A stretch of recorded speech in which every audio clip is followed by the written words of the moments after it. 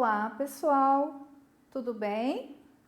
Eu sou a professora Sirlene e gostaria de dar as boas-vindas a todos vocês à aula número 21 de Língua Portuguesa do 6º ano. Vamos conhecer o assunto da aula de hoje? Na aula de hoje, nós vamos estudar sobre histórias em quadrinhos. Que bacana, não é mesmo? E vocês, gostam de quadrinhos?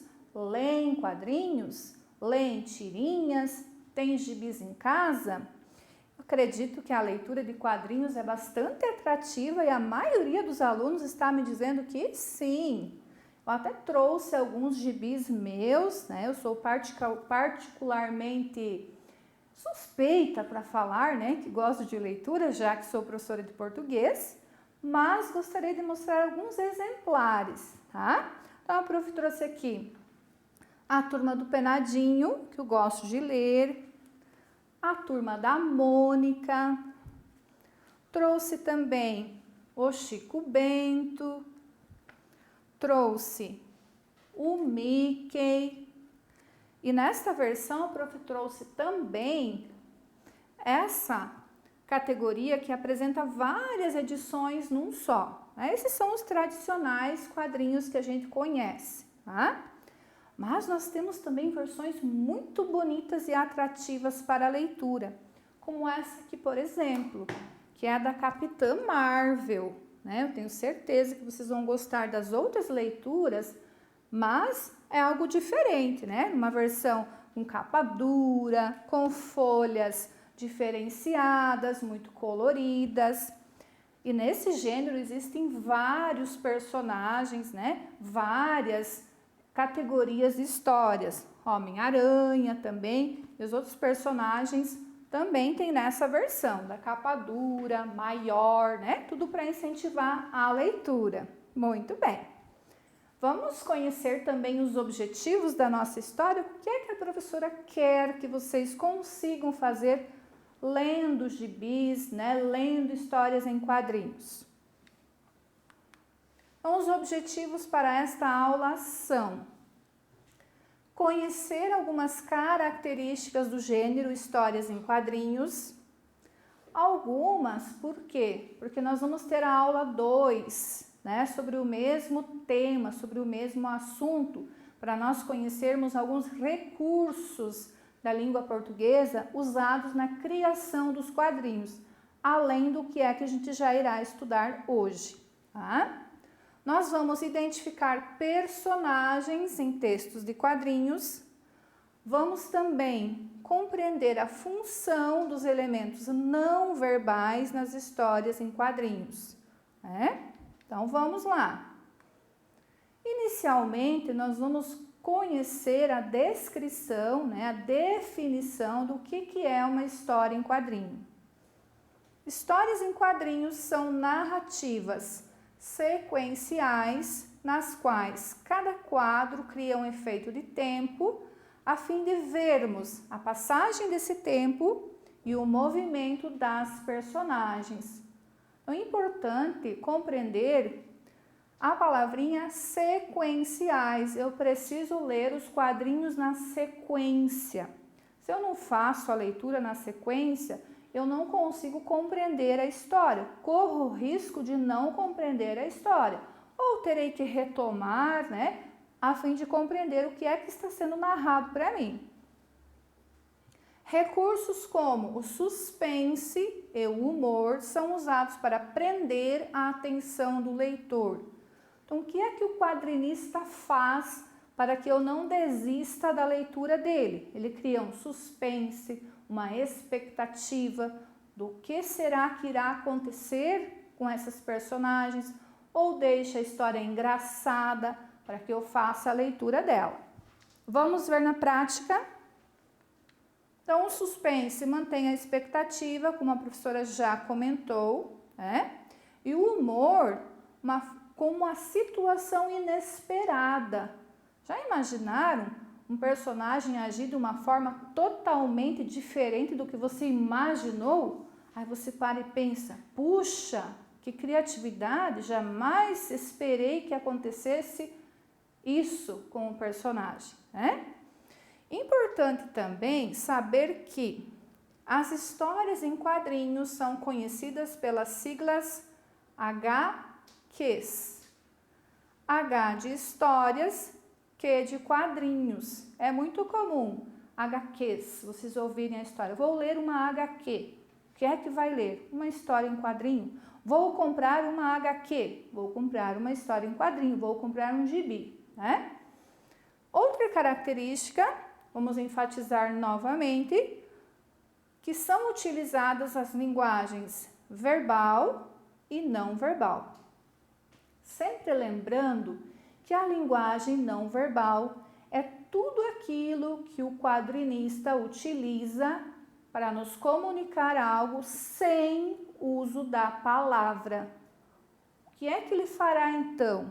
Ele usará uma cor, uma expressão facial, um desenho, e assim por diante, para transmitir também um pouquinho da história. Vamos ver na prática? Então, aqui nós temos o início de uma história em quadrinho que apresenta o seguinte título: André em sincericídio. Aqui no título nós já podemos observar as características da história em quadrinho, que nós temos o suspense, que se encontra na palavra sincericídio. O leitor já vai imaginar o que é isso. Conheço essa palavra, o que ela significa, e prestem atenção no uso das cores. André em vermelho, sincericídio em laranja. Então, a escolha das cores não é por acaso, elas têm objetivo comunicativo também. Vamos ler a historinha juntos? Me acompanhe. Olha, Magali, a Lucila está com a câmera. Tira uma foto nossa, Lu. Claro. Vem cá, Magali. Sorriam, meninas. Deixa a gente ver como ficou. Pronto. Vamos observar os elementos não verbais desse trecho da tirinha. Começando pelo primeiro quadrinho. Observem o olhar desse menininho aqui, ó. O que é que ele comunica para nós? Para quem ele olha? Para a Magali e para Mônica. Vamos para a segunda cena. Como é que nós sabemos, observando somente este quadrinho, que a Lucila tirou uma foto da Mônica com a Magali? Observando os elementos não verbais. Observem aqui, ó, o desenho que faz a leitura para nós do flash da câmera dela, indicando que ela tirou uma foto. E aqui, quando a Mônica diz, vem cá, Magali, o que a Mônica fez? Abraçou a Magali. Porém, em momento algum está escrito, né? Não temos um narrador aqui dizendo, Mônica chamou Magali e a abraçou. Lucila tirou uma foto. Eu tenho duas falas, né, comunicando tudo isso. E no último quadrinho nós também temos elementos não verbais. Observe esses 3 tracinhos aqui, esses 2 aqui, a faixa branca aqui embaixo. Tudo isso indica que o quê? O que a Lucila fez? Tirou a foto da câmera e mostrou para as 2 meninas. São os elementos não verbais. Percebam que durante a leitura, que lendo apenas a fala dos quadrinhos, não é nem possível compreender a história. Tão grande é a importância da leitura, da compreensão da linguagem não verbal. Ok? Então, é importante que para a compreensão da história em quadrinho, nós façamos o quê? Façamos a leitura das falas dos balões, que está na linguagem verbal, que utiliza a palavra, e que nós façamos também a leitura da linguagem não verbal. As ilustrações, expressões faciais e tudo mais que não utilize a palavra, ok? Vamos conhecer a sequência da história e também o final. Como é que termina essa história? Afinal de contas, quem vocês acham que é o André que cometeu o sincericídio? Esse menininho, prof? Vamos ver se é o André. Continuando a história, então, da nossa HQ com a Mônica. Ah, você pode tirar outra? Acho que eu fiquei muito baixinha nessa foto. Tiro sim. O que você achou, André? Ficou baixinha e dentuça. E o que aconteceu? O que vai acontecer com o André? Vai levar a coelhada, né? Vai. E o comentário final da Magali. Às vezes acho que o André é sincero demais. E ela ri. Descobriram o que significa sincericídio? Quando você utiliza a sinceridade e se prejudica por isso? Puxa, mas o André confirmou que a Mônica é baixinha e dentuça. Confirmou. Mas nós podemos ver que é um fato real, porque até a Magali acha isso, ó, quando ela diz que o André é sincero demais, a Magali também sabe que a Mônica é sim baixinha e dentuça, porém ela não gosta, né? E nós precisamos usar isso para o nosso dia a dia também. Nós temos que ter cuidado com as palavras, afinal, defeitos todos nós temos, não temos? Isso, eu tenho, vocês têm, nós precisamos usar o cuidado com as palavras, que elas machucam, certo? E aqui nós temos elementos não verbais? Ah, temos e muitos. Observem a expressão da Magali aqui, ó, no primeiro quadrinho dessa segunda parte. Como vocês acham que a Magali ficou na foto? O que ela acha da foto dela? Ela gostou ou não? Gostou, né? Ela acha que ficou muito boa. E a Mônica, olha o olharzinho da Mônica, quando ela diz, ah, você pode tirar outra? Por exemplo, ela não tem certeza que a Lucila vai fazer uma nova foto, mas ela quer que faça, né? E aqui, quando ela pergunta para o André, bem séria, né? Tipo assim, me diga que eu fiquei bonita. O que você achou, André?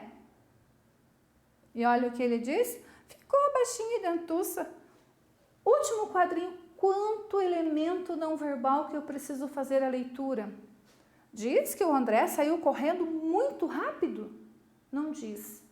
Mas eu sei por quê. Lendo os elementos não verbais. Olha as perninhas dele, né? Como se mexem rápido. E essa poeirinha aqui, porque olha, ele saiu muito ligeiro correndo, né? E a Mônica, como eu sei que ela vai jogar o coelho nele? Ela está rodando o coelho, né? E também eu sei que ele vai levar a coelhada, por quê? Eu, como leitora de quadrinhos, já sei que a Mônica tem essa característica, né?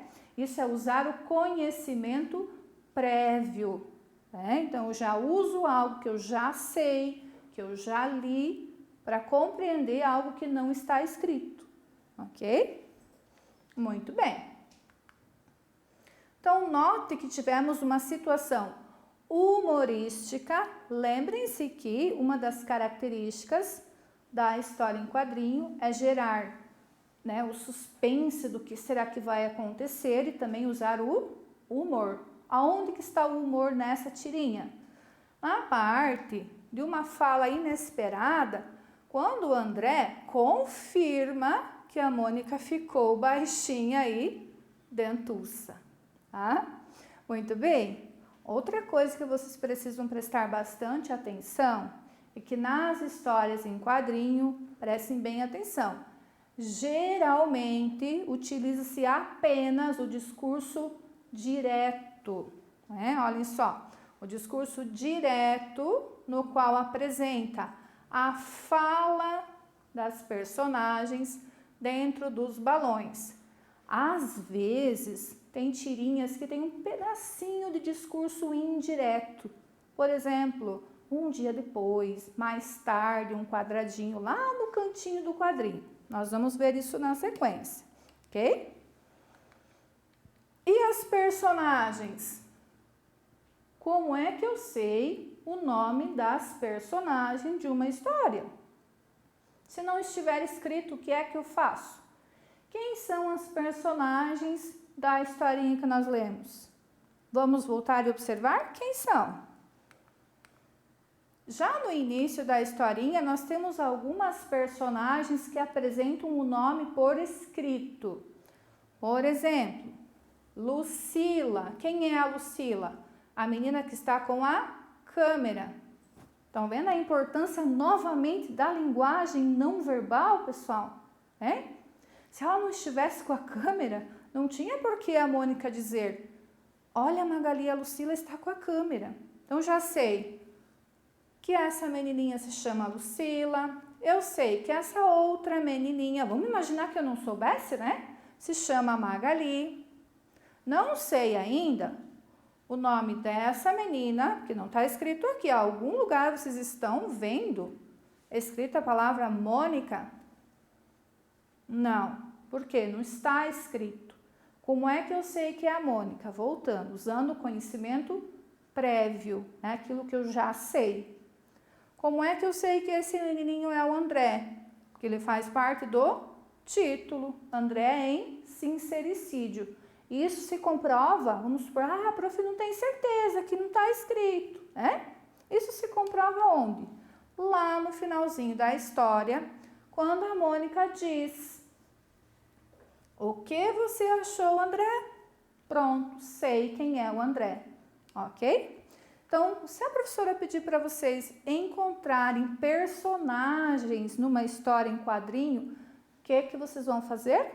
Observar os elementos verbais, se tem escrito o nome da personagem, e se não tiver, vocês vão procurar usar o conhecimento prévio, aquilo que vocês já sabem. Combinado? Muito bem. Adiante. Então, personagens nós já identificamos, né? Magali, Lucila e André, nós temos escrito na tirinha, está escrito o nome deles.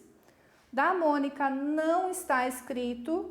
Eu sei como? Pelo conhecimento prévio que eu tenho, então utilizei esse conhecimento. E é assim que nós identificamos os personagens da história em quadrinho, tá? E o conhecimento prévio não é só para identificar nome de personagem. Muitas vezes, a prof. Té colocou aqui, muitas vezes o autor da historinha, ele utiliza esse recurso para que você compreenda a história que ele está transmitindo para você. Beleza? Então, não esqueça. Mais um fato importante. Se eu não tivesse esse conhecimento prévio, eu teria conseguido compreender que a Mônica vai dar uma coelhada no André? Olhem só aqui no finalzinho. Eu não sei o que vai acontecer. Então, isso também fez parte da compreensão dela. O Maurício de Souza, quando ele criou essa história, ó o fim aqui. Fim. Está escrito que o André levou coelhada? Não, a gente deduz, usando esse conhecimento prévio, ok? E como nós sabemos que o André foi sincero, né? Pela fala da Magali, ela usou a palavra sincero, que ele foi sincero sim. E volto a repetir para vocês, né? Nem sempre a sinceridade é aquilo que a gente precisa. O André precisava ter dito para a Mônica que ela tá gordinha e dentuça? Não precisava, né? O que o André podia ter feito, gente? Ter dito, vamos tirar outra foto, Mônica, né? Quem sabe você fica melhor, eu vou junto. E pronto, resolveria a situação. A Mônica não teria se irritado, ele não teria levado coelhada e tinha usado a diplomacia para resolver, né? Que afinal de contas, todos nós, né? Temos características que nós não gostamos. Ninguém é perfeito, como diz o ditado, ok? Então, não esqueça, para ler e compreender uma HQ, que é uma sigla do que mesmo? História em quadrinhos, faça uso da linguagem verbal e não verbal. E é tão importante, pessoal, essa linguagem não verbal, que existem tirinhas e quadrinhos que utilizam apenas linguagem não verbal. Isso vocês já estudaram também, não é? Se necessário, use os conhecimentos prévios para a compreensão ou identificação de personagens, ok? Para saber mais, agora nós vamos ampliar um pouquinho os nossos conhecimentos, que é sempre bom, né? A tirinha surgiu nos Estados Unidos em 1907. A tirinha, pessoal, era publicada diariamente nas páginas de esporte do jornal São Francisco Chronicle. Então, lá nos Estados Unidos, em 1907, alguém teve a ideia de deixar um jornal esportivo mais atrativo, de criar umas tirinhas para contar a história. E foi isso que foi feito. No início não era um gibi como esses que eu mostrei aqui para vocês. Era só uma tirinha publicada todo dia no jornal. No Brasil, quando é que chegou? No final da década de 50. Década de 50, que compreende os anos de 51 até 59. Se foi lá no final, lá no ano de 59. Não se tem uma data exata, tá? Porque alguns pesquisadores dizem uma data e outros dizem outra. Então, o que é que se convencionou que seria o final da década? Chegou onde? Também num jornal. Em qual jornal? No jornal Folha de São Paulo. E quem foi o quadrinista que foi o pioneiro? Maurício de Souza, criador da Mônica, criador da Magali, que nós conhecemos hoje.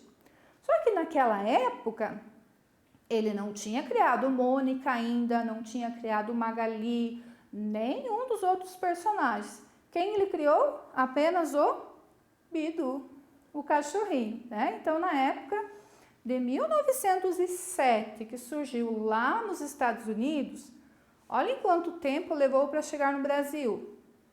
Final dos anos 50, quando Maurício de Souza criou o cachorrinho Bidu e também fez as tirinhas para um jornal, o jornal Folha de São Paulo.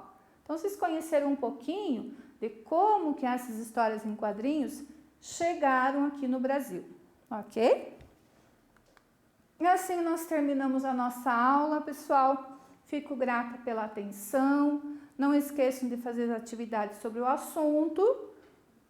Tiverem dúvidas, voltem, né? Revejam, façam anotações e até a próxima. Tchau!